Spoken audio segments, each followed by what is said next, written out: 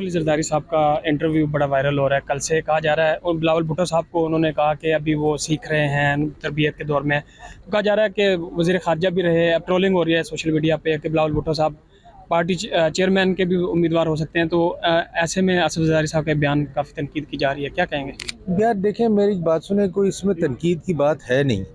मतलब ये अब लोग इसको एक्सप्लॉइट करना चाहते हैं, उसका तो मेरे पास कोई जवाब नहीं। और उन्होंने कोई ऐसी गलत बात नहीं की किसी लिहाज से भी। उन्होंने बस यही कहा कि you know he wants to be responsible, कि जो भी पीपल्स पार्टी में डिसीजन लेने हैं, दैट्स अबाउट इट। और तो मुझे उस इंटरव्यू में कोई ऐसी बात नज़र नहीं आई। फरदुल्ला बाबर साहब के हवाले से कोई खबरें आ रही हैं, वो वो मेरा खफा हैं? नहीं, वो मेरा ख्याल चेंज, देखें तो चेंज आती रहती है। सेक्रेटरी जनरल में खोसा साहब रहे, राजा परवेज साहब रहे, दूसरे लोग रहे।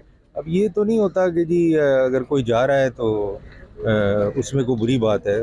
पार्टी का ही कोई आदमी आएगा। और आखिरी तहरीक इंसाफ की तरफ से बयान दिया गया है कि इससे बेहतर है कि नवाज शरीफ के सिर्फ साइन से उनको वज़ीर आज़म नॉमिनेट कर दें ऐसे इलेक्शन से। ये आप उनका कैसे देख रहे ये हैं? उनका मौक़िफ़ है तहरीक इंसाफ का। बाकी तो अब देखें क्या होता है, इलेक्शन में पता चल जाएगा।